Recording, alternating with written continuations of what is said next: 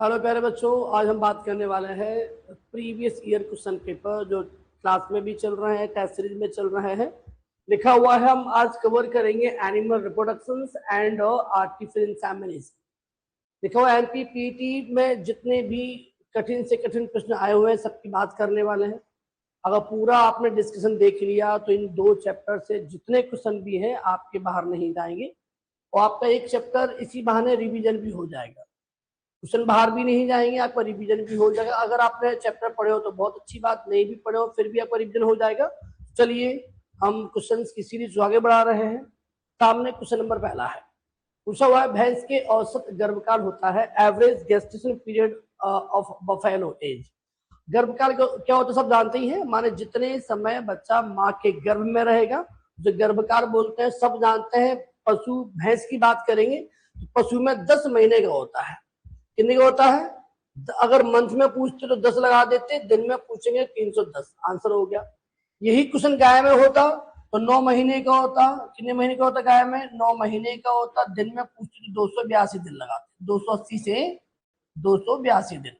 तो ये ध्यान रखो, गाय में पूछा जाए तो ये लगाते, भैंस में पूछा जाए तो ये लगा रहे हैं। ठीक है, आगे बढ़ रहे हैं फटाफट।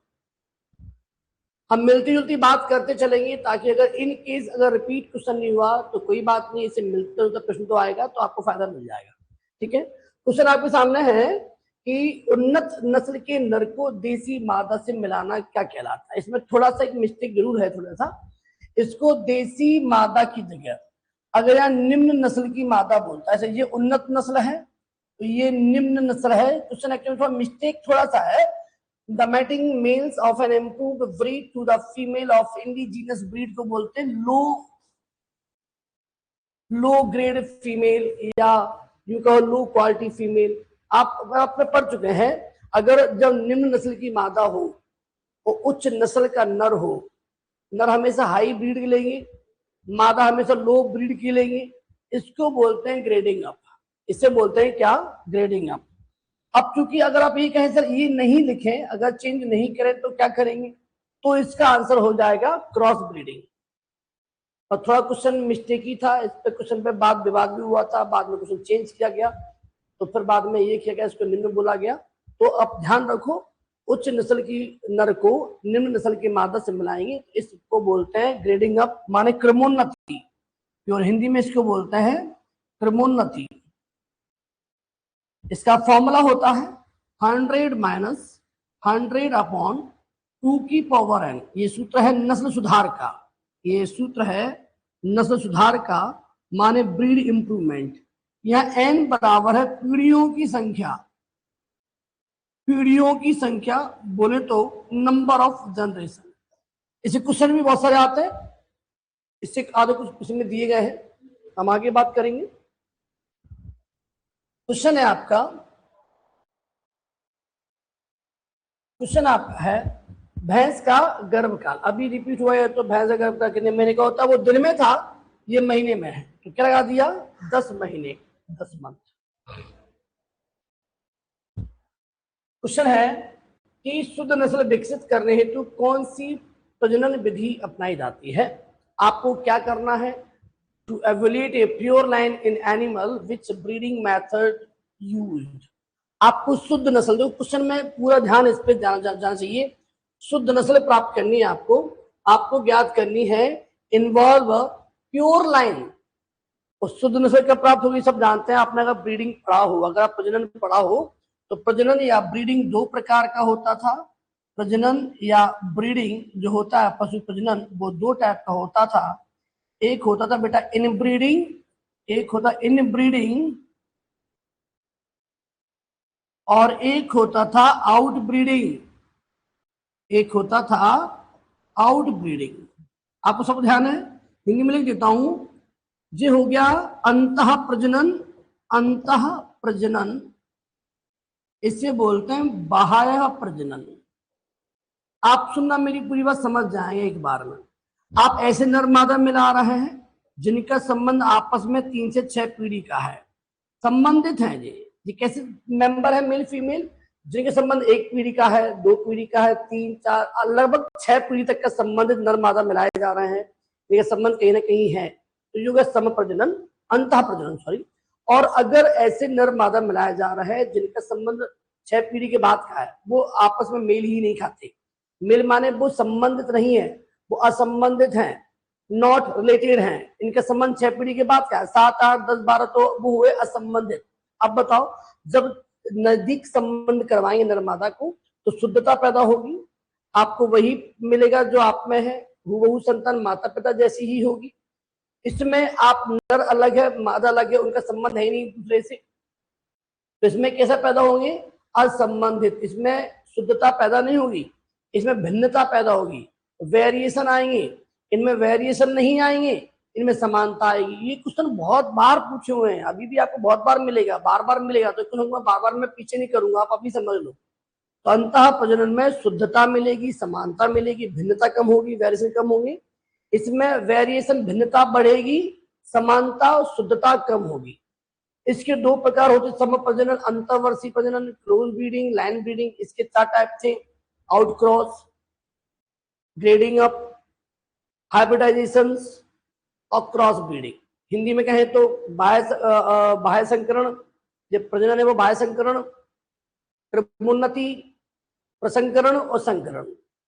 अभी प्रकार पे बात करेंगे, धीमे धीमे चक्र होने दो, जैसे जैसे आप आगे बढ़ते जाएंगे चीजें समझ में आएंगे, तो इतना समझ लो। इन ब्रीडिंग में ऐसे नर मादा मिला रहे हैं इनका संबंध 6 पीढ़ी तक का है, और ब्रीडिंग में ऐसे लोग मिला रहे हैं जिनका संबंध 6 पीढ़ी के बाद का है। अब आपसे क्या बोला, शुद्ध नस्ल। अब भैया हूबहू नस्ल पैदा होगी तो आपको ये करना पड़ेगा, तो इसका आंसर है इन ब्रीडिंग अंतः प्रजनन। हो गया आंसर, लो भैया क्या देखते कर दो इसको आंसर। इनमें तो भिन्नता बढ़ेगी ना, वो बोला शुद्ध नस्ल, आपको माता पिता जैसा ही बनाना है तो आंसर हो गया, ठीक है।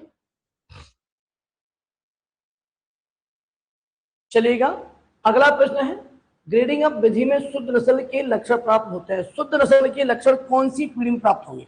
अभी क्या सूत्र था बताओ, तो नस्ल सुधार का सूत्र था भी 100 माइनस 100/2 की पावर n।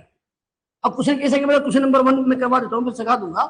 पहली पीढ़ी में, फर्स्ट पीढ़ी में कितना सुधार होगा? तो अगर पहली पीढ़ी बोली, फर्स्ट बोलिए, n की जगह 1 रख दो, 1 2 की पावर 1 ही होता है, 2 की पावर 1 तो 2 ही होगा ना, 2 1 2, तो 2 से डिवाइड करेंगे 100 को, 50 आ जाएगा। 100 में गया 50, कितना बचा?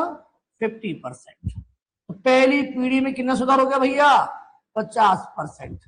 अगर मैं दूसरा पीढ़ी बोलता तो द्वितीय पीढ़ी में कितना सुधार होगा?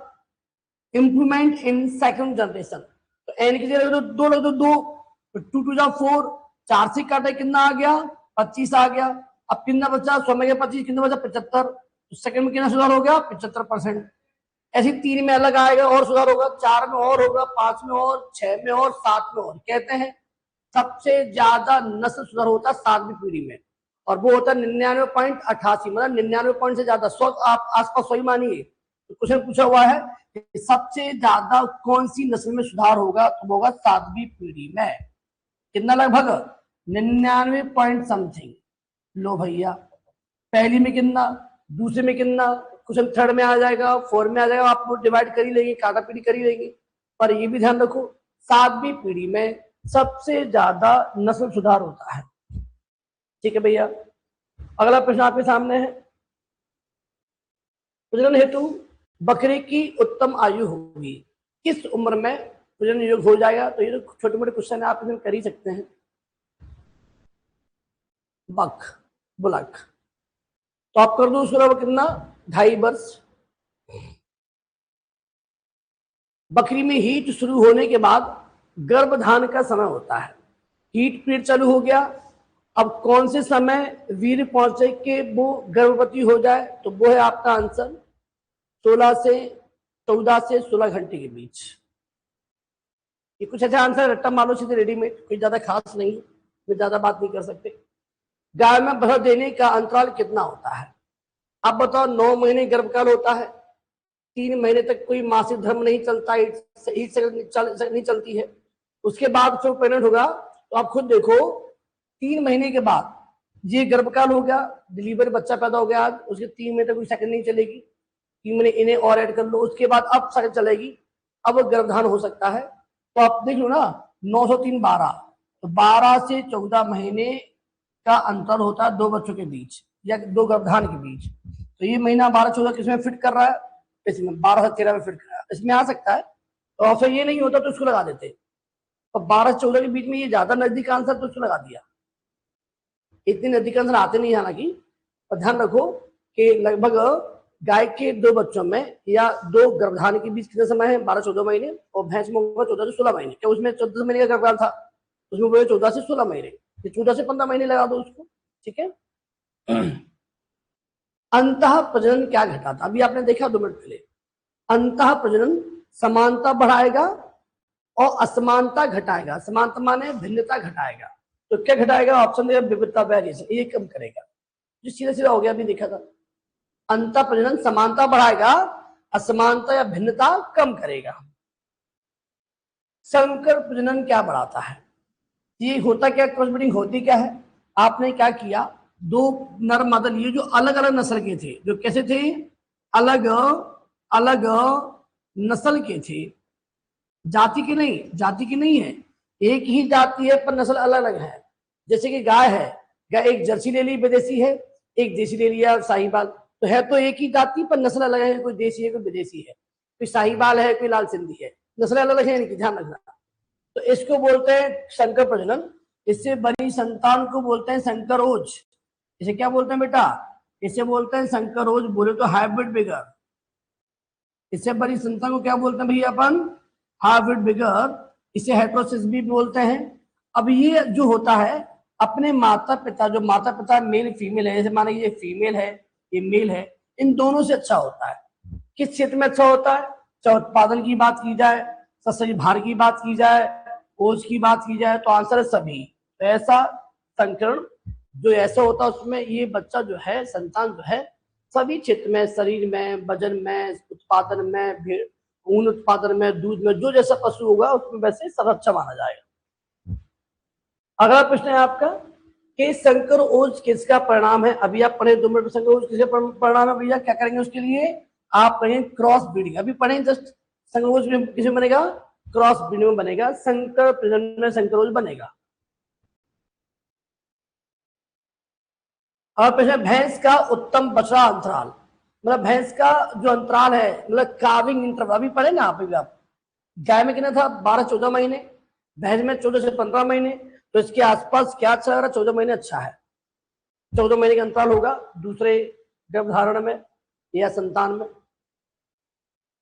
गाय की मादा, इनमें से कौन सी गाय की मादा प्रजनन प्रणाली का भाग नहीं है, not a part of female reproductive system of cow. मतलब आप प्रजनन तंत्र पढ़े हैं, अगर आप फीमेल का जनन तंत्र देखें तो सबसे पहले होती ओवरी माने अंडाशय, एक होता है अंडाशय, ठीक है, ये मुख्य भाग, इससे अंडा आ जाए अंडवाहिनी में, फिर गर्भाशय वाला भाग होता है। पूरी बात सुन लेना, तो आप क्या करेंगे, इससे आप पूछने से आते रहते हैं। अब ये तो रेडीमेड में पढ़ाई में क्या भाग नहीं है, पर आसपास की बात सुनेंगे तो आपको वो प्रश्न बनेंगे जो पेपर में आने वाले हैं। मैं फिर कह रहा हूँ, टेस्ट सीरीज आपके लिए किसी ब्रह्मास्त्र से कम नहीं साबित होगी अगर आप पूरे मन से देख रहे हैं। जैसे मैं, जिस प्रकार मेरा मन है बताने का, मैं जो उद्देश्य समझ रहा हूँ इसको क्या फायदा क्या मिलेगा, वो उद्देश्य को पूरा करने के लिए आपको पूरी बात सुननी पड़ेगी। अब मैं क्या बता रहा हूँ, मादा के जनन तंत्र के पूरे भाग बता रहा हूँ। कौन कौन भाग होते हैं मादा जनन तंत्र में, अंडाशय होता है, अंडवाहिनी होती है, गर्भाशय होता है, गर्भाशय ग्रीवा होता है,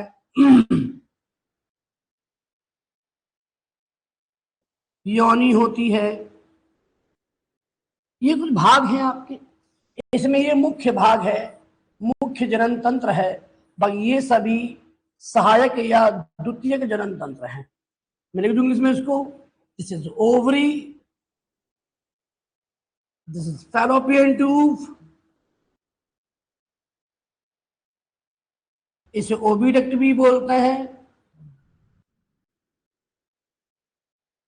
इसे सर्विस बोलते हैं, इसे बोलते uterus, uterus, cervix, this is vagina. अब देखना, आप खुद देखो, इन मादा जनन तंत्र में क्या क्या आ गया, सर्विक्स आ गया, ठीक है, ये होता भाग, यूटेराइन, यूटेरस में होता है यूटेराइन हॉर्न, ये भी आ गया, फैलोपियन ट्यूब ये भी आ गया। अब मैच कर लो तो ये नहीं है, तो यहाँ से इसका होगा ए। यूरेथ्रा मादा जनतंत्र का भाग नहीं है। किसका भाग है फिर से ये बताओ सर? ये भाग है नर जनन तंत्र का। यहाँ समझा दूं, नर जनन तंत्र को अगले पेज में समझा दूं। यहाँ नर जनन तंत्र में कुछ भाग होते हैं। नर जनन तंत्र माने मेल रिप्रोडक्टिव सिस्टम, शॉर्ट में आरएस लिख दिया मैंने। सबसे पहले क्या हुआ? अंडकोश, अंडकोश, वृषण, अधिवृषण, शुक्रवाहिनी, शुक्राशय, पौरुष ग्रंथि,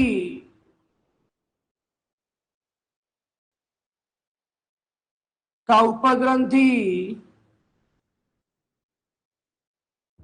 यूरेथ्रा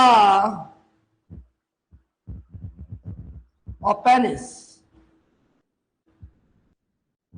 ये भाग हैं। इसमें यहां से यहां तक के भाग सहायक जनन तंत्र में आएंगे। आप पूछ सकते हैं ना कौन से भाग हैं और कौन से भाग नहीं है, तो आप कैसे करेंगे? और ये दोनों मुख्य जनन तंत्र में आएंगे।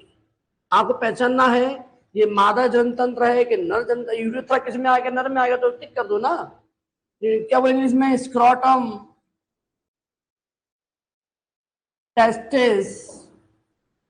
और क्लास में सभी फंक्शन बताएं, काम बताएं, यहाँ पे टाइम इतना नहीं है। एपिडिडाइमस,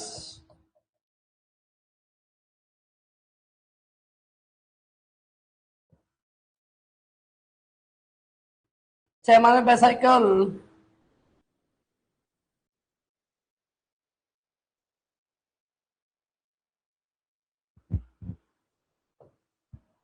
प्रोस्टेट ग्लैंड,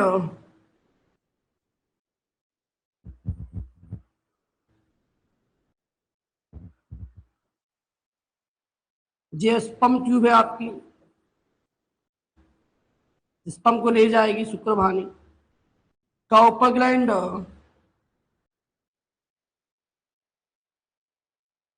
यूरेथ्रा और पेनिस।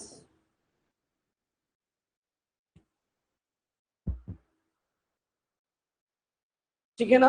तो कौन किसके भाग है आप इसमें बता सकते हैं। कौन नर जनन तंत्र है, कौन मादा जनन तंत्र है, कौन मुख्य भाग है, कौन सहायक भाग है, किसके पीछे क्या है, किसके ऊपर क्या, सब आपको आइडिया थोड़ा मिल गया। क्वेश्चन नया है, विभिन्न नस्लों के बीच प्रजनन क्या कहलाता है? नस्ल अलग अलग है, अभी पढ़ाया। देखो फिर सुनो, अगर लोअर मादा है, हायर मेल है, इसे बोलते क्रमोन्नति की क्रिएटिंग। वो फिर सुनो द्वारा, चार बात ध्यान रखो, मैं यही समझा देता हूँ। आउट का मतलब क्या था? ऐसे मेल फीमेल, मेल फीमेल तो है, एक ही जाति के हैं, स्पीसीज भी सेम है, और एक ही नस्ल के हैं, नस्ल भी सेम है, दोनों सेम है, नस्ल भी एक है, जाति भी एक है, पर 6 पीढ़ी के बाद के हैं। आउट ऑफ 6 जनरेशन, 6 पीढ़ी के बाद ऐसे मेल फीमेल है जो 6 पीढ़ी के बाद है, पर एक ही जाति के, एक ही नस्ल के हैं।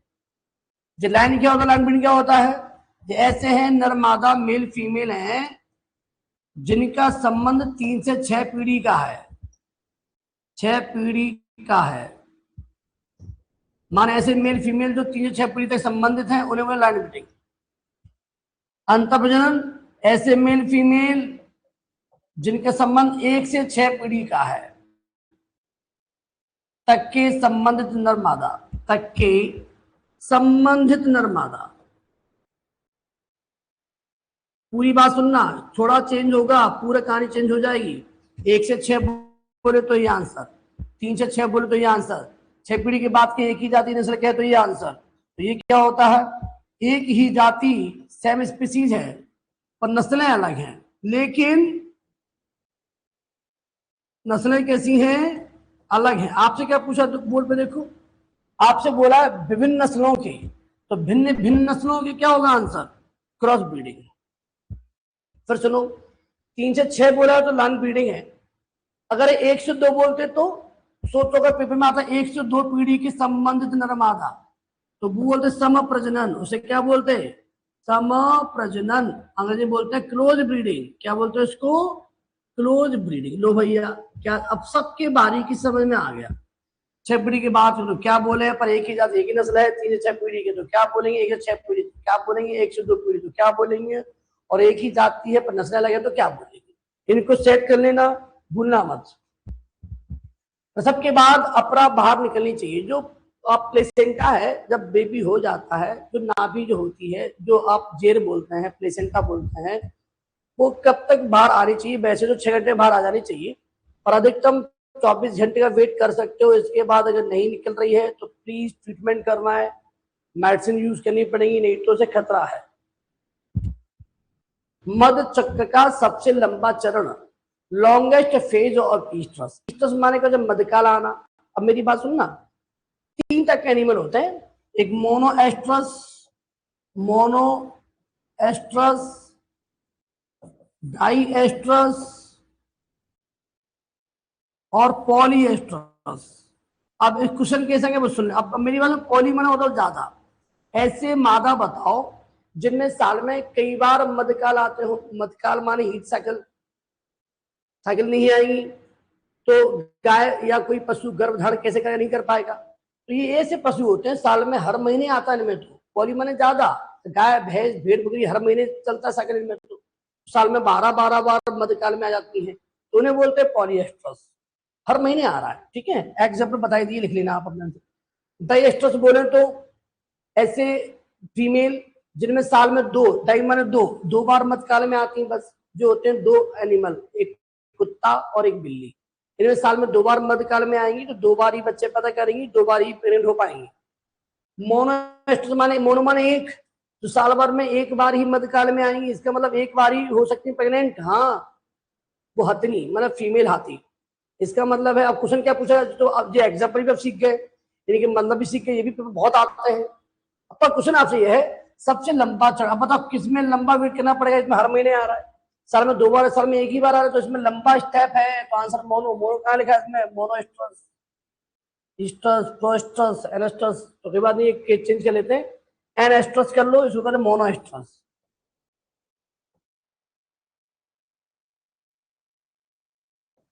ठीक है भैया, चलेगा। अब आगे बात कर रहे हैं क्लोज ब्रीडिंग और लाइन ब्रीडिंग किस प्रकार है। अभी 2 मिनट पहले पढ़े हो आप, अंतः प्रजनन, इसका मतलब था इनब्रीडिंग। आप समझे ये क्या क्या था इनब्रीडिंग? ये 2 टाइप के, सम प्रजनन और अंतरवंशीय प्रजनन, दोनों किसी टाइप में देखो, देख के बताओ। इससे बोल रहा है क्लोज ब्रीडिंग, अब वो अंग्रेजी में शब्द दिया है तो आप भटक गए होंगे। क्लोज माने ये ब्रीडिंग सम प्रजनन, और लाइन माने ये ब्रीडिंग। तो लाइन क्लोज दोनों किस में आते हैं? अंतः, तो आंसर इन ब्रीडिंग। इसका आंसर क्या है? ऐसे नर मादा जो 1 से 6 पीढ़ी तक के संबंधित हो। इसका आंसर 1 से 2 पीढ़ी के संबंधित हो। इसका आंसर जो 3 से 6 पीढ़ी तक के संबंधित हो। शॉर्ट में समझा रहा हूं, इससे शॉर्ट नहीं हो सकता, ये बहुत काम की चीज आपके लिए। क्वेश्चन है, जर्सी गाय निम्नलिखित में कौन सा क्रॉस है? पहली बार क्वेश्चन पढ़ के समझ जाना चाहिए। जर्सी गाय कोई संकर गाय नहीं है, विदेशी गाय है। संकर क्या होती है? जो नर मादा अलग नस्ल के हों। अब भाई साहब, जर्सी तो विदेशी गाय है, तो ये संकर थोड़ी है, तो कोई भी संकर बनता ही नहीं है। आंसर नॉन ऑफ दिस, इनमें से कोई नहीं, ये लगा दो भैया। ये संकर गाय कौन होती थी? जैसे करण फ्रेज, करण स्वेज, जर सिंधी, ये तो विदेशी गाय है, संकर गाय थोड़ी है। संकर गाय होती हैं, हाइब्रिड गाय होती हैं, वे होती हैं किसी 2 पेरेंट से बनती है। ये तो विदेशी गाय है, कैसे बन जाएगी? अगला प्रश्न है, पशु प्रजनन कार्यक्रम से संबंधित कौन सा तथ्य सही नहीं है? माने पशु प्रजनन में ब्रीडिंग होती है, सब ठीक है, उसके लिए अच्छे माता पिता चुनते हैं, उसके लिए अनुवांशिक अगली पीढ़ी में गुण आते हैं, सब ठीक है, सब राइट है। लेकिन ये भी बात भी ठीक है, माता पिता गुण संतान में आते हैं, ये गलत है। कौन कहता 70% डीएनए सीधा सीधा जाएगा? सब ठीक है, माता पिता गुण आते हैं, संतान में असर आता है उसका, अच्छा मेरे पास 70% डीएनए रेडीमेड जाता है, ये बात कथन गलत है। ग्रेडिंग अब किस प्रकार का उदाहरण है? अभी आप पढ़े बाह्य प्रजनन, जो आउट, ऐसे अभी इन पढ़े थे, आप पढ़ रहे हैं बाह्य प्रजनन। बाह्य प्रजनन ये 4 प्रकार का होता है, माने आउट ब्रीडिंग,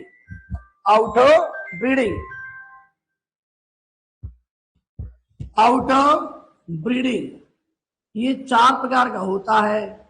नंबर 1 बाह्य संकरण, बाह्य संकरण नंबर 1 ये बाह्य प्रजनन था, ये बाह्य संकरण। नंबर 2 क्रमोन्नति। नंबर 3 प्रसंकरण। ये शॉर्ट में चल रहा है ना बहुत ज्यादा, बहुत अच्छी तरीके से। नंबर 4 संकरण, in English outcross, trading up, hybridisation,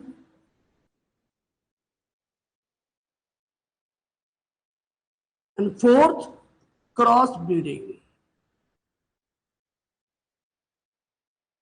अब देखना आपसे क्या पूछा है कि ग्रेडिंग अप माने ये शब्द अंग्रेजी है, ये किस में आता है? तो आएगा बाह्य प्रजनन में। तो आंसर क्या आ गया?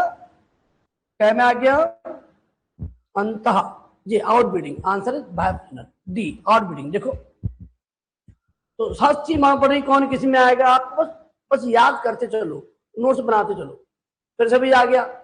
बताओ सबसे ज्यादा 99% तक प्योर नस्ल काय में प्राप्त हुई? कौन सी पीढ़ी में? 7वीं पीढ़ी में भी पढ़े थे, जस्ट अभी तो पहले पढ़े थे। पहली में कितना, दूसरी में कितना, 7वीं में सबसे ज्यादा 99% से ज्यादा। कृत्रिम गर्भाधान का अर्थ क्या है? अरे इसमें 5 स्टेप होती थी भैया। कृत्रिम गर्भाधान का मतलब होता है कृत्रिम तरीके से, लिखा है collection and introduction of semen artificially, कृत्रिम रूप से वीर एकत्रित करके मादा तक पहुंचाना। यही तो था, ये तो सिंपल सिंपल करो ना यार। हालांकि कृत्रिम गर्भाधान है मान में आर्टिफिशियल इंसेमिनेशन 5 स्टेप होती है, सब याद कर लो। पहला स्टेप था कृत्रिम तरीके से सीमेन को इकट्ठा करना, correct semen artificial way. Number 2 semen वीर का कई आधार पर परीक्षण करना, testing of semen in various type. Third point वीर का तनुकरण करना, dilution of semen. Fourth point होता है फिर वीर को परिवहन करना, वीर का व भंडारण करना, transportation and storage of semen. 5वां स्टेप सीमेन को, वीर को मादा जनन इंद्रियों तक पहुंचाना, semen inseminate into female genital tract. 5 step की क्रम से है जी, और 6वां स्टेप होता नहीं है पर मान लेते हैं। उसके बाद अंतिम में गर्भधारण परीक्षण करना, कितनी स्टेप होने के बाद गर्भधारण हुआ है कि नहीं पता कर लो।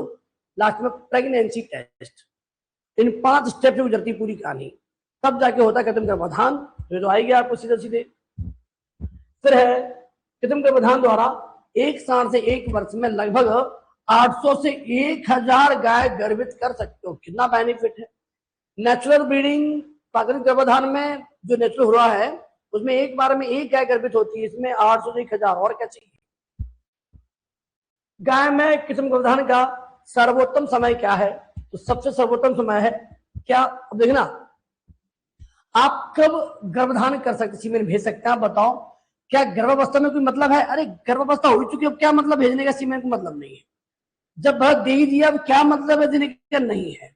हीट अगर हीट सही चालू ही नहीं हुई, क्या मतलब है भेजने का? नहीं है। तो 3 क्रोस का एक ही तो बचा। ईस्टस की शुरुआत में जैसे ही मध्यकाल चालू हुआ उस समय सीमेन जाएगा मादा के भाग में, एम्पुला में। ध्यान एक चीज और सुनो, अगर प्राकृतिक प्रजनन हो रहा है तो सीमेन कहाँ जाता है? एम्पुला में। ये बहुत क्वेश्चन आते हैं, ये कब करना? आंसर कौन सा प्रजनन हो रहा हो? प्राकृतिक प्रजनन माने जब नेचुरल हो रहा हो ब्रीडिंग तो यहाँ भेजते हैं सीमेन को। और जब जब कौन सा हो रहा हो, कृत्रिम गर्भाधान हो रहा हो, तो कहाँ भेजते हैं भैया? तो भेजेंगे गर्भाग्रीवा में। कब भेजेंगे? जब क्या हो रहा हो, कृत्रिम प्रजनन हो रहा हो या कृत्रिम गर्भाधान हो रहा हो। कितना अच्छा आंसर बताओ। This is a cervix, this is ampulla, this is natural breeding, this is artificial insemination. अभी तो ये पूछा था कि गर्भधान का समय क्या है, तो ये 3 को। अब ये बताओ सीमेन कब भेजोगे? जब बच्चा पेट में है तब सीमेन भेजने का मतलब क्या है? तो सही समय है स्टार्टिंग ऑफ ईस्टर, जैसे चालू होता मध्यकाल उसमें भेजेंगे तो गर्भधान के चांस बनेंगे। क्वेश्चन है कि 1939 में कृत्रिम गर्भाधान का सफल परीक्षण कहां हुआ था? तो ये हुआ था संपत कुमारन ने किया था, इसके फादर हैं संपत कुमारन है साइंस के, संपत, डॉक्टर संपत कुमारन। और इन्होंने सफल प्रश्न किया था 1939 में, वो कहाँ किया था? मैसूर। याद कर लो भैया। Palace dairy farm, dairy farm का नाम भी याद कर लो, पैलेस डेयरी फार्म थी, मैसूर कर्नाटका। IVRI में माने इंडियन वेटरनरी रिसर्च इंस्टीट्यूट जो है देश का, कर्नल हरियाणा में है, सॉरी इज्जत बरेली में है, ठीक है। तो ये इसमें जो कृत्रिम गर्भाधान पहला बनाया गया था वो बनाया था पी भट्टाचार्य ने, ये बनाया था पी भट्टाचार्य। पी भट्टा NDRI करनाल में है, वो IVRI इज्जत बरेली में है। तो इज्जत बरेली में IVRI में पहला मतलब पहला गर्भाधान जो बनाया था पी भट्टाचार्य ने, याद रखना। कृत्रिम योनि माने आर्टिफिशियल वेजाइना, इसका आविष्कार हुआ है, कृत्रिम योनि माने आर्टिफिशियल वेजाइना का आविष्कार हुआ 1928-30 में। तो लगा देंगे ऑप्शन इज सी। सामान्य वीर का पीएच, जो सामान्य बोला है तो गाय के वीर को बात कर रहे हैं, गाय के वीर की बात करें तो 6.5 to 6.7 के आसपास होता है, तो लगा देंगे 6.7। यही भैंस का आंसर होता तो भैंस में थोड़ा ज्यादा होता 7.2 से 7.8, तो उसके आसपास लगाते। तो सामान पूछा तो अपन लगा दें 6.7। भैंस के वीर का पीएच 7.4 अभी बताएं, उसके 7.2 से 7.8 के बीच में आ जाएंगे। एक बार में 60 से एक वीर में कितनी मात्रा निकलती है वीर की? एक बार निकलती है लगभग 8 ml, 7 से 8 ml, तो 8 ml। क्रीमी रंग का वीर माना जाता है जब भैया बहुत सर्वोत्तम माना जाएगा, कहाँ है? Best quality. क्योंकि अगर सबसे बढ़िया क्रीमी रंग का होता है, क्रीमी गाढ़ा, क्रीमी पतला, दूधे गाढ़ा, दूधिया पतला, पानी के समान, ये 5 कैटेगरी थी। तो सबसे बढ़िया वीर था रंग के आधार पर क्रीमी व दूधिया, क्रीमी व गाढ़ा, क्रीमी व गाढ़ा जो रंग है वीर का वो सर्वोत्तम कैटेगरी का माना जाएगा। पीले रंग का संकेत क्या है? पीला यूरिन पेशाब होता है। पीला रंग के संकेत का मतलब है उस वीर में यूरिन माने पेशाब की मिलावट है। कौन सा? यूरिन, मूत्र का। और लाल बोलते रक्त की मिलावट होती है, सिंपल सी बात है। पीला बोल रहा है तो किसकी मिलावट है? यूरिन माने पेशाब। सांड के वीर का घनत्व कितना होता है? रट्टा मार लो, सांड के वीर घनत्व होता है 1.035, इसके आसपास होता है। स्पर्म की कुल लेंथ कितनी होती है? तो ये कुल लेंथ होती थी, याद किया आपने, 68 ± 3 माइक्रोन। ये टोटल लेंथ है स्पर्म की, तो उसके हिसाब से आंसर होगा 68। इसमें क्या था? सिर था, गर्दन थी, धड़ था और पूंछ थी। माय टेल, बॉडी, नेक और हेड, सभी लंबाई याद कर लो। टोटल लंबाई का 8 से 10 माइक्रोन ये था, गर्दन मात्र 1 माइक्रोन की थी, बॉडी भी 8 से 10 माइक्रोन की थी, पूंछ थी 51 से 54 माइक्रोन ±3। इसका मतलब सबसे लंबा पूंछ होता है, सबसे छोटी गर्दन होती है, तो ये सदर बराबर होता है। और यहाँ आपको अलग अलग नहीं पूछे, यहाँ पूछे टोटल लंबाई कितनी होती है, 68 माइक्रोन के आसपास, +/3 कर सकते हैं, ठीक है। अभी देखो कितना क्वेश्चन था। स्पर्म का सबसे लंबा भाग टेल, ये आ गया टेल, पूंछ 51 ± 3 54 के आसपास माइक्रोन। गतिशीलता को क्या बोलते हैं? मूवमेंट बोलते हैं। क्या बोलते हैं उसको? अरे लिखा ही है, मोबिलिटी मींस मूवमेंट, गति। गति 3 टाइप की होती थी स्पर्म की, सबको मालूम होना चाहिए। 3 गति होती थी स्पर्म की। एक होती थी सर्कुलर माने गोलाकार, वृत्ताकार। एक होती है पेंडुलम,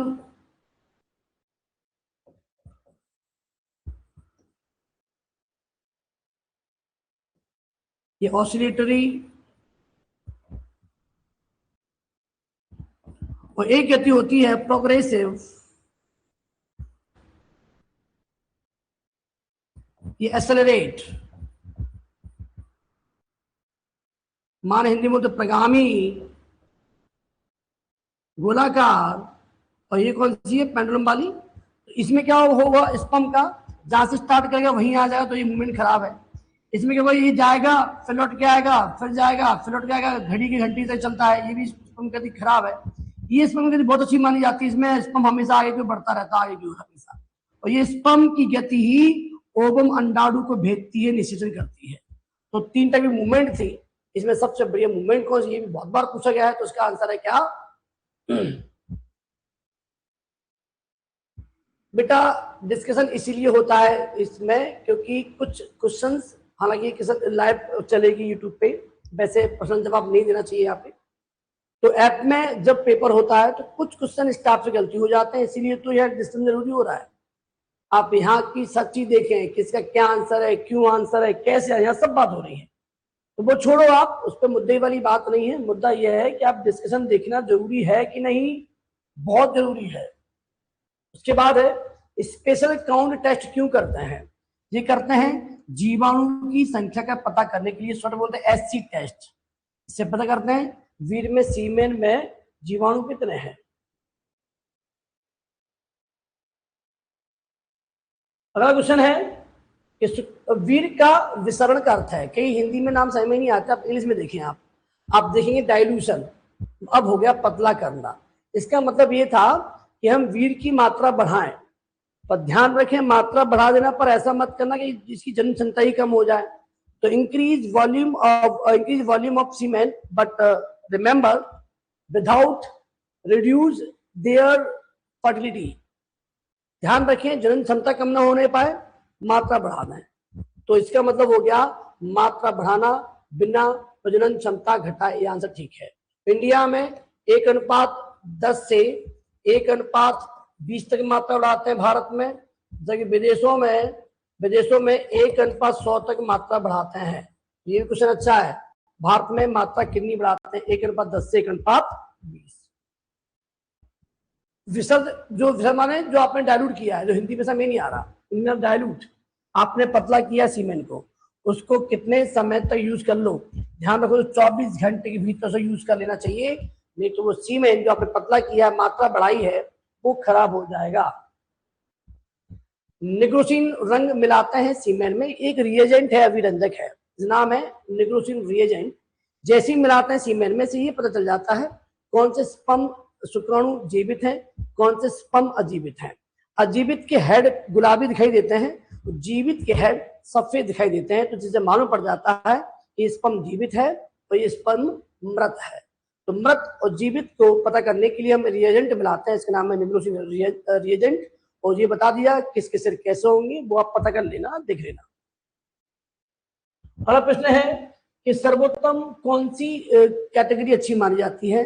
तो भैया मोबिलिटी, कितने स्पर्म गतिशील हैं उसका कोड होता है 0 plus minus 1 plus 2 plus 3 plus 4 plus और पूरे 5 प्लस। इसको ऐसे लिख सकते हैं 5 प्लस 4 प्लस 3, ऐसे लिख सकते हैं। इसका मतलब है कोई भी स्पर्म गतिशील नहीं है, नो एनी स्पर्म मूवेबल, कोई भी नहीं है। इसका मतलब है प्लस माइनस 10% मूवेबल है, इसका मतलब 10 से 30% मूवेबल है, इसका मतलब है 30 से 40% मूवेबल है, इसका मतलब 40 से 60% मूवेबल स्पर्म है, 60 से 80% मूवेबल है और 80% से ज्यादा मूवेबल है। तो पक्की बात है जितने स्पर्म ज्यादा मूवेबल होंगे, गतिमान होंगे, वो ज्यादा अच्छा माना जाएगा। तो सर्वोत्तम तो ये हो गया, पर हम एआई बोले तो आर्टिफिशियल इंसेमिनेशन में हम इनका भी यूज कर सकते हैं, 40 से 60% वालों का हम इनको यूज कर सकते हैं।